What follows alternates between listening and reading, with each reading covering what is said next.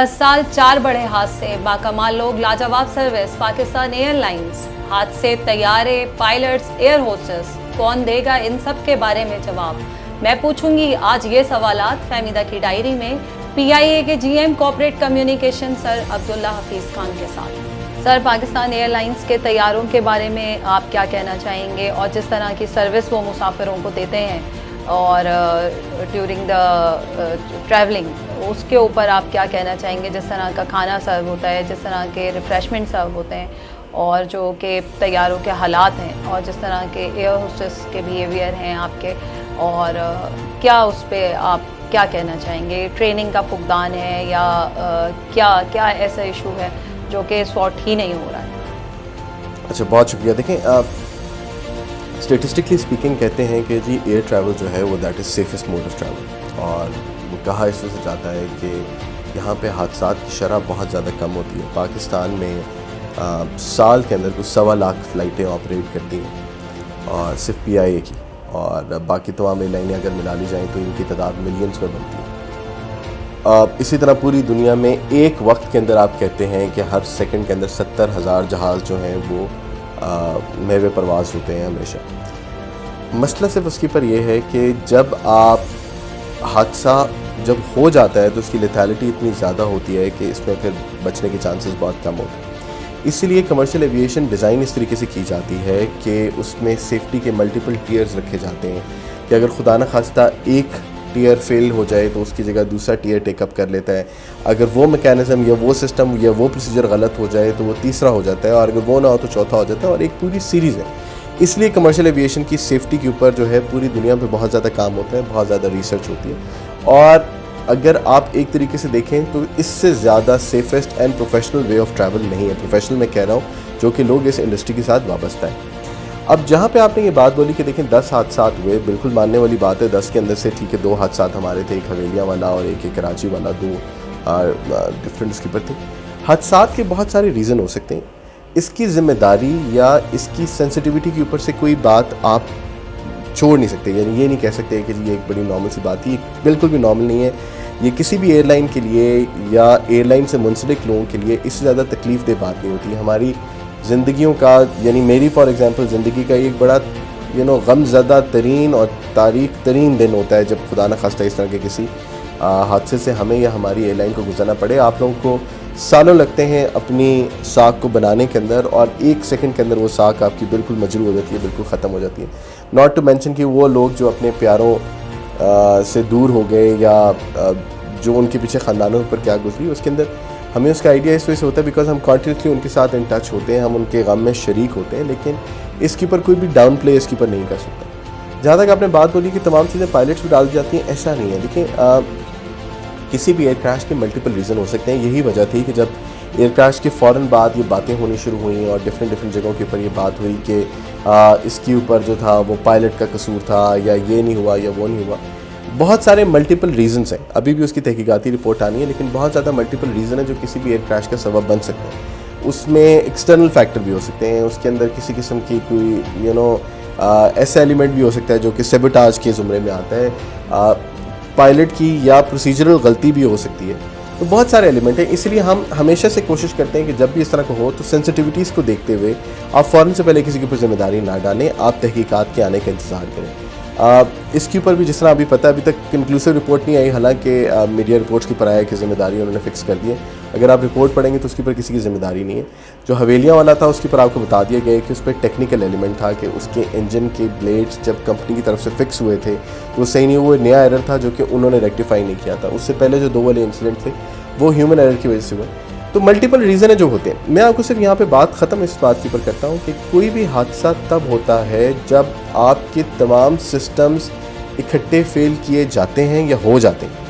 यानी एक फ़ैसला आपने एक टाइम पे सही लेना था, उसके बदले आपने गलत फ़ैसला लिया, उसके बाद जो दूसरा कंटिजेंसी क्रिएट हुई उस टाइम पे आपको सही फ़ैसला करना चाहिए था, उस टाइम पे भी गलत हुआ। फिर तीसरा जब लेवल के ऊपर आए तो तब ये चीज़ होनी चाहिए थी, वहाँ पे भी गलत फ़ैसला हुआ। ये बड़ा एक रेयर केस होता है। मैं बड़े इसको एहतियात से ही लफ्ज़ यूज़ कर रहा हूँ। रेयर इसलिए बिकॉज हर जगह ऐसा नहीं होता कि जी सारे प्रोसेसेस, ये सारे सिस्टम्स इकट्ठे फेल हो जाए। लेकिन अगर आपने वो जितनी भी एयर क्रैश इन्वेस्टिगेशन रिपोर्ट्स देखी होंगी, वो हमेशा इस तरीके से होता है जब सारे के सारे प्रोसीजर्स या तो डिसरिगार्ड किए जाते हैं या वो प्रोसीजर सारे इकट्ठे फेल हो जाते हैं। यहाँ पे भी एग्जैक्टली यही चीज़ है कि जिस तरीके से प्रोसीजर्स होना चाहिए था, हम सारे इस बात से एडमिट करते हैं, उस तरीके से नहीं हुआ, जिसके नतीजे के अंदर इतना बड़ा हमें नुकसान उठाना पड़ा। इसमें जहाज़ की या रेपुटेशन की तो क्वाइट फ्रैंकली कोई बड़ी बात नहीं है, वो तो हर चीज़ आपकी वापस आ जाती है। इसमें जो सारा लॉस है वो ह्यूमन लाइफ का लॉस है जो कि वापस नहीं आएंगे, और इसको मैं या मेरी कंपनी या कोई भी जीता जाता शख्स इसको आराम से या इसको बिल्कुल लाइटली नहीं ले सकता। सर, पाकिस्तान एयरलाइंस में पॉलिटिकल इन्फ्लुएंस जो है वो एक बहुत बड़ा क्वेश्चन है, और इस बात को तो आप भी मानेंगे कि पॉलिटिकल इन्फ्लुएंस जो है वो पाकिस्तान एयरलाइंस में रहा है, और उसकी वजह से भी शायद चीज़ें बहुत ज़्यादा ख़राब हुई हैं। देखिए, बात बिल्कुल सही है और इसमें कोई दो राय नहीं है कि पॉलिटिकली मोटिवेटेड लोग भी यहाँ पे आए, मैनेजमेंट से लेके तो स्टाफ तक, उनके इंटरेस्ट ऑब्वियसली कमर्शियल बुनियादों के ऊपर नहीं थे। पॉलिटिकल लोगों का आना शायद इतनी बड़ी बुरी बात ना हो अगर वो स्किल्ड भी हो साथ साथ। हमारा एक बहुत बड़ा चैलेंज ये था कि अनस्किल्ड लोग जो हैं वो हमारे पास आए और उन्हें आके काम करना शुरू किया, जिसकी वजह से ओवरऑल हमारा standard quality of work force हमारी नीचे गई, और हम इस बात से एडमिट करते हैं बिल्कुल। लेकिन दूसरा जो एक बहुत बुनियादी इसके ऊपर मसला है वो ये है कि पीआईए एक कमर्शियल ऑर्गेनाइजेशन है और पीआईए को एज अ कमर्शियल ऑर्गेनाइजेशन चलना चाहिए। जब आप पीआईए को कमर्शियल बुनियादों पे डिसीजन नहीं लेने देते, जब डिसीजन जो होते हैं वो पीआईए से बाहर बैठ के उन क्वार्टर्स में लिए जाते हैं जिनका पीआईए के साथ कोई डायरेक्ट लेना देना नहीं होता है, तो फिर पीआईए इस हालत में आती है जिस हालत में अभी पीआईए। यानी जिस तरह अभी आपने थोड़ी देर पहले एक मेरे से क्वेश्चन किया था कि जी फॉर एग्जांपल फलाने टाइम पे ये जहाज़ लेना चाहिए था, ये क्यों लिया, या फलाने टाइम पे आपको ये चीज़ सर्व करनी चाहिए थी, वो क्यों नहीं की, या पीआईए के फाइनेंशियल डिसीजन जो है वो 2011-12 के अंदर होने चाहिए थे जिसकी वजह से पीआईए को टर्न अराउंड हो जाता, वो उस टाइम पे क्यों नहीं किया गया। या बार बार आप देखते हैं कि जी पीआईए को बेचना है तो किसको बेचना है या किसका नाम है या क्या हिसाब किताब आता है। तो जब इस तरह के डिसीजंस होते हैं, पीआईए की सर्वाइवल इसी बात के ऊपर है कि PIA as a commercial organisation जिंदा रहे। हमारी प्रोडक्ट तभी इंप्रूव होगी अगर हमारी कंसिडरेशन कमर्शियल होंगी, यानी हमें पता है कि अपनी प्रोडक्ट इंप्रूव करके अगर हम ज़्यादा पैसे बना सकते हैं तो हम उस पर एक्चुअली मेहनत करेंगे, हम उस पर पैसा लगाएंगे। अगर हमें पता है कि जी हम जो मर्ज़ी कर दें, अल्टीमेटली एक फ़ैसला आप पे मुसल्लत किया जाएगा, तो फिर पीआईए में कोई भी मेहनत नहीं करेगा, चाहे वो इंतज़ामिया के ऊंचे वाले लेवल पे बैठा हो या वो नीचे बिल्कुल आखिरी लेवल के ऊपर। तो इस चीज़ के लिए बड़ी ज़रूरी है कि आप इसको कमर्शियल बुनियादों पर चलने दें, और कमर्शियल बुनियादों पे चलने के साथ साथ हम अक्सर हुकूमत के साथ जब बैठ के ये बात करते थे और हम ये बात उनको बावर कराते थे कि पीआईए की ओनर हुकूमत पाकिस्तान है, उनको पीआईए की ओनरशिप लेनी पड़ेगी। देखें, अगर आपकी कोई कंपनी हो, मैं एक मिसाल देता हूँ, अगर आपकी अपनी पर्सनल कंपनी हो, आप उस पर्सनल कंपनी की 10 लोगों में बैठ के बुराई नहीं करेंगे, आप उसकी जो है कहानियाँ बना के किसी को नहीं सुनाएंगे। जब आप ये काम कर रहे होते हैं तो इसका मतलब ये होता है कि आपके उस कंपनी के साथ आप उसके ओनर नहीं हैं या आपको कोई उसके खैर ख्वाह नहीं है। अगर इस एयरलाइन को हमने इम्प्रूव कराना है, अगर इस एयरलाइन को हमने आगे लेके जाना है, इसकी ओनरशिप हुकूमत को लेनी पड़ेगी और इसके अंदर फैसले तिजारती बुनियादों पे करने पड़ेंगे। ये दुनिया में पहली दफ़ा पीआईए के अंदर नहीं होने वाला कि जी आप पहली दफ़ा ये चीज़ें सीखेंगे। दुनिया के बहुत सारे मुल्कों की एयरलाइंस के एग्जैक्टली यही मसले थे जो कि पीआईए के साथ हैं, और उन्होंने उस कंपनी को इंडिपेंडेंट बना के उसकी ओनरशिप रिटेन करते हुए उसको टर्न अराउंड किया और उनको दुनिया की नंबर 1 सफ़े अव्वल की एयरलाइनें बनाई। मैं इसकी चंद मिसालें आपको दे सकता हूँ। टर्किश एयरलाइन 90s के अंदर हमसे भी ज़्यादा बुरी कंडीशन में थी। इंडोनेशिया की गरूदा एयरलाइन हमसे तो कई गुना बहुत सारी चीज़ों में आगे थी। अभी आप जिस तरह यूनियन और एसोसिएशन और माफियाज़ की बात करते हैं, वहाँ तो वो उनको प्रॉपर क्राइम सिंडिकेट्स की तरफ से सरपरस्ती भी हासिल थी इंडोनेशिया के अंदर, ठीक है। उन्होंने भी टर्न अराउंड किया, टर्किश ने भी टर्न अराउंड किया, मलेशियन एयरलाइन ने भी टर्न अराउंड किया, ठीक है। हम इन सब से सीख रहे हैं और यही चीज़ जो है वो हुकूमत को भी सीख रही है। तो सर, इसका मतलब है अगर गवर्नमेंट जो है वो पीआईए को प्राइवेटाइज करने का फैसला कर ले, या आज वो कहें कि आपके जो पायलट्स हैं उनको ग्राउंड करके वो पाकिस्तानी एयरफोर्स से रिटायर, क्योंकि ज़ाहिर है ऑब्वियसली पाकिस्तानी एयरफोर्स के पायलट्स को दुनिया मानती है, तो आपको नहीं लगता ये अच्छा डिसीजन होगा कि फिर वो प्राइवेटाइज करें और जो है पाकिस्तानी एयरफोर्स के जो रिटायर्ड पायलट्स हैं उनको यहाँ पर जो है वो शिफ्ट आउट करें, कम से कम जो है हादसे तो कम हो? देखें, पीआईए की मालिक हुकूमत है हुकूमत जो फैसला लेती है पीआई के मुतालिक, वो जो बेहतर समझती है, बेहतर डिसीजन की लेनी चाहती है वो ले। वो प्राइवेटाइज़ करना चाहते हैं करें, वो कंपनी को टर्न अराउंड करना चाहते हैं करें। इंतज़ामिया ने मैंडेट ये ख़ुद से उठाया हुआ है कि हम इस कंपनी को टर्न अराउंड करेंगे और हम इस कंपनी को टर्न अराउंड करके हुकूमत को दिखाएंगे। वो उस मैंडेट के ऊपर इंतज़ामिया काम कर रही है और वो पूरा रिफॉर्म्स, इस्लाहात, रीस्ट्रक्चरिंग जो हमारा बिज़नेस प्लान के मेन कंपोनेंट है, जिसके ऊपर टॉपिक है, उस पर हम सिर्फ इस पर करें कि हमने टर्न अराउंड करना था। इसीलिए 2019 के अंदर हमने पहली दफ़ा 8 साल में ग्रॉस प्रॉफिट कमाया। 2019 के एंड में हमने जो उसका सेकंड पार्ट होता है ईयर का, उसमें हमने ऑपरेशनल ब्रेक इवन किया। 2020 के अंदर अगर ये कोविड ना आता या ये पाबंदियां ना लगती तो हमारा तैयारी थी इस बात के ऊपर कि 2020 में हम इस कंपनी को फाइनेंशियली ग्रीन में कर देंगे, यानी इसको हम टर्न अराउंड करवा लेंगे। तो ये हमारा मैंडेट हमारे पास है, हुकूमत के डिसीजन उसके पास है। जहाँ तक एयरफोर्स की पायलट्स की बात आई है, नो डाउट एयरफोर्स के पायलट बहुत ज़्यादा मायनास हैं, लेकिन कमर्शियल एविएशन के अंदर ट्रेनिंग्स बड़ी डिफरेंट किस्म की होती हैं। इस तरह नहीं हो सकता। ये बहुत एक मिसकंसेप्शन है कि, और हमारे भी कुछ लोगों के अंदर ये मिसकंसेप्शन है कि सारा मसला शायद इसलिए क्रिएट किया गया है कि हमने किसी को नौकरियां देनी है या कोई और चीज़ करनी है। इस तरह नहीं हो सकता है कि एक पायलट एक दिन फाइटर एयरक्राफ्ट उड़ा रहा था और अगले दिन वो आके जो है वो 777 उड़ाना शुरू कर दिया। उसकी बहुत एक्सटेंसिव ट्रेनिंग्स हैं जो कि उसने करनी है, उसकी सिमुलेटर ट्रेनिंग्स है उसने करनी है, इक्विपमेंट की ट्रेनिंग उसने करनी है। और जो भी पायलट आएगा वो बिल्कुल बेस से शुरू करेगा, वो सीधा कप्तान बन के जहाज़ की कमांड लेके चलाना शुरू करेगा।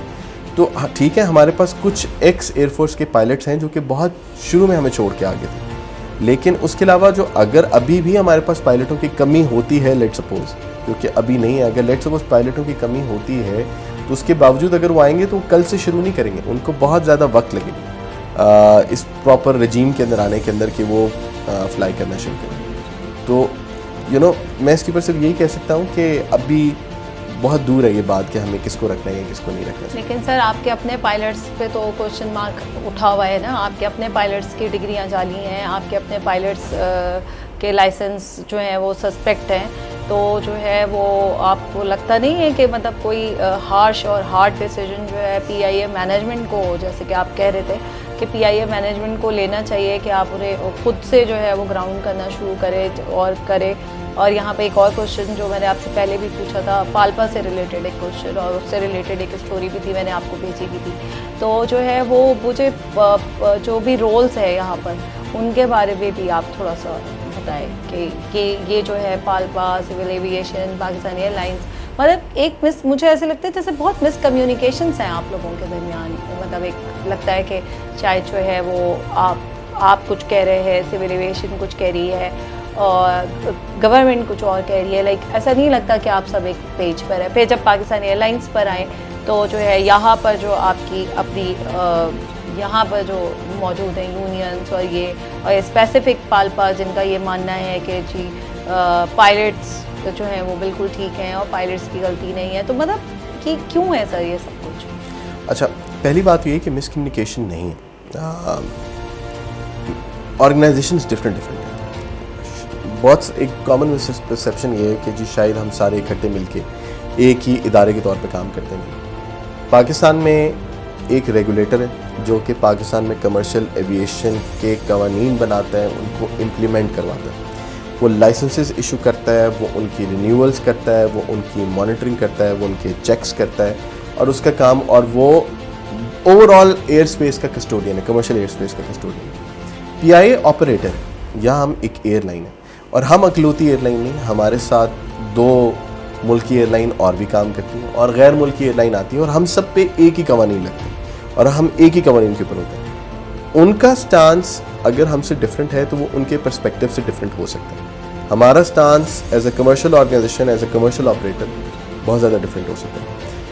तो ये लैक ऑफ कम्युनिकेशन नहीं है, ये पर्सपेक्टिव का डिफरेंस हो सकता है हमारे पास। दूसरी बात ये कि जिस तरह आपने वो बात बोली थी, पीआईए के अंदर आपने ये बात देखी होगी कि, और बहुत सारा फ्लैग भी इसके ऊपर आता है कि जी शायद इंतज़ामिया ने बहुत ज़्यादा सख्ती कर दी है और उस सख्ती की वजह से लोग परेशान हैं या लोगों के साथ जुल्म ज़्यादती हो रही है या कोई और चीज़ हो रही है। पीआईए के अंदर ज़ीरो टॉलरेंस पॉलिसी है, सेफ्टी के ऊपर कोई कॉम्प्रोमाइज़ नहीं, छोटी सी छोटी गलती के ऊपर आप एक्शन लेते हैं। ये नहीं है कि छोटी से छोटी गलती की आप बहुत बड़ी सज़ा देते हैं, लेकिन एक्शन लिया जाता है, बड़ी गलती को नहीं छोड़ा जाता। ये एक रजीम है जो कि इन प्लेस है और अभी वो चल रही है, उसके ऊपर बहुत ज़्यादा क्रिटिसिज्म है, और बहुत ज़्यादा क्रिटिसिज्म आपको उन ऑर्गेनाइजेशन और एसोसिएशन की तरफ से आता है कि जो कि अपने आइन के अंदर मुरव्वज करदा तरीक़ेकार से बाहर निकल के काम करने की कोशिश करती है।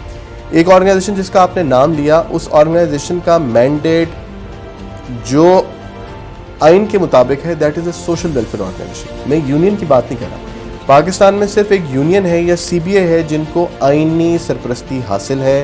पाकिस्तान के आइन के मुताबिक जहाँ पे भी स्टाफ होगा उसकी रिप्रेजेंटेशन उनकी एक यूनियन कर सकती है। यूनियन है, काम कर रही है, एक्टिव है, अपने जो मुतालबात हैं वो लेके इंतज़ामिया के पास आते भी हैं, वो मनवाते भी हैं, जो जायज़ चीज़ें हैं वो हमसे मनवा के जाते हैं, अपने स्टाफ का वो ख्याल करते हैं और उसके लिए हम उनको अप्रिशिएट करते हैं। मैं बात कर रहा हूँ एसोसिएशंस का, कि जिनका मैंडेट या जिनकी registration as a social welfare organisation है, लेकिन वो आपसे आके बात करते हैं कि जी हमें आप हमारे बंदों की सैलरी इतनी बढ़ाएंगे, अदरवाइज़ हम कल आपकी दुकान बंद कर देंगे, या हम जो है इतने घंटे से ज़्यादा काम नहीं करेंगे।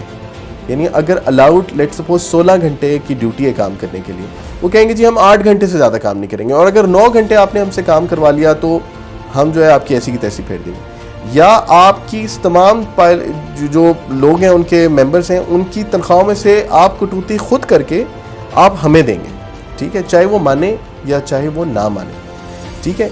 उनकी ड्यूटी आप हमारी मर्ज़ी से लगाएंगे, उनकी छुट्टी आप हमारी मर्ज़ी से करेंगे, अगर उन्होंने कोई गलती की तो आप उनकी इंक्वायरी नहीं कर सकते जब तक हम उस इंक्वायरी के अंदर शामिल नहीं होंगे। और उसके बाद जब आप सरपरस्ती करते हैं ऐसे लोगों की, देखें ये जो जाली लाइसेंसेस वाला इशू है, ये जाली लाइसेंस वाला इशू आप ये बात मानने के लिए तैयार हैं कि उनको पता नहीं था। अगर उसके बावजूद आप सरपरस्ती कर रहे हैं तो आप उतने कसूरवार हैं जितने बाकी कोई और है, ठीक है, और उनको इसी हिसाब से लेना चाहिए। इसमें कोई लड़ाई सियासी नहीं है, इसमें कोई लड़ाई नज़रियाती नहीं है, इसमें लड़ाई सिंपल सी बात है उसूलों के ऊपर। एक उसूल के मुताबिक आपने मुरव्वजा उसूल ये रखा है कि सेफ्टी के ऊपर कॉम्प्रोमाइज़ नहीं करना, जो चीज़ आपकी सेफ्टी के साथ आके कॉन्ट्रडिक्ट करेगी या जो चीज़ आपकी सेफ्टी को कॉम्प्रोमाइज़ करेगी आप उस पर एक्शन लेंगे, चाहे वो बंदा कितना ही पॉलिटिकली कनेक्टेड क्यों ना हो या उसकी कितनी न्यूसेंस वैल्यू ना हो, वो प्रेशर आपने सस्टेन करना है, वो इंतज़ामिया की जिम्मेदारी है और इंतज़ामिया वो प्रेशर सस्टेन कर रही है। इसके ऊपर मैं तमाम लोगों को गारंटी करना चाहता हूँ कि इस पर किसी किस्म का कोई कॉम्प्रोमाइज़ नहीं होगा, ना हम करेंगे। Thank you so much sir, आपने इतना ज़्यादा टाइम दिया। सर लास्ट मेरा क्वेश्चन आपसे ये होगा कि आप क्या वे फॉरवर्ड देखते हैं, मतलब हम कुछ देखें पाकिस्तान एयरलाइंस से कुछ अच्छी उम्मीदें रखें, या जो है वो टिकट अपना जो है वो दूसरी एयरलाइंस का या जो डोमेस्टिक के लिए भी प्राइवेट एयरलाइंस का है उन्हीं का कटवाएं, क्योंकि अगर पाकिस्तान एयरलाइंस का टिकट कटवाया तो शायद फिर हमारा ऊपर का टिकट ना कट जाए। देखें, एक अंग्रेज़ी का बड़ा मशहूर मुहावरा है, मैं उसकी उर्दू ट्रांसलेशन करता हूँ। कहते हैं आप गिर तो किस्मत से सकते हैं, लेकिन उठना आपके अपने इख्तियार में होता है। हमारा इस टाइम इस तरह का है कि जिसके ऊपर हम आपको ज़मीन पे गिरे हुए लगे, लेकिन इन तमाम चीज़ों से सीख के, इन तमाम चीज़ों से सबक हासिल करके और अपने आप को बेहतर करके दोबारा खड़ा होना और उसके बाद पूरी दुनिया की एयरलाइनों के साथ कम्पीट करना हमारी चॉइस होगी और हम इस चॉइस को पूरा करके इंशाल्लाह सबको दिखाएंगे। जहाँ तक आपका दूसरा सवाल है कि क्या आप करें, मैं आपको गारंटीज़ की इस बात से देता हूँ, अगर इन्हीं जहाज़ों के ऊपर मैं अपनी फैमिली को ट्रैवल करा सकता हूँ तो इसका मतलब ये है कि मैं ये समझता हूँ कि ये सबके लिए सेफ है। बिकॉज़ मैं कभी भी अपनी जान या अपनी फैमिली की जान के साथ कभी कोई कॉम्प्रोमाइज़ नहीं करूँगा। तो ये मेरा कॉन्फिडेंस है और मैं इस कॉन्फिडेंस से कह रहा हूँ कि PI के जहाज़ सेफ़ है, PI के जहाज़ के अंदर आप ट्रैवल करें। एक इंसिडेंट हुआ, वो एक दिन का वाक़या था, उसकी बहुत सारी हो सकता है वजूहात हों, लेकिन उसकी रीज़न ये नहीं है कि आपकी एयरलाइन अनसेफ है। और आप इसके ऊपर बिल्कुल तसल्ली रखें और बिल्कुल आप अपने टिकट को यूज़ करें। Thank you so much sir, आपका बहुत बहुत शुक्रिया।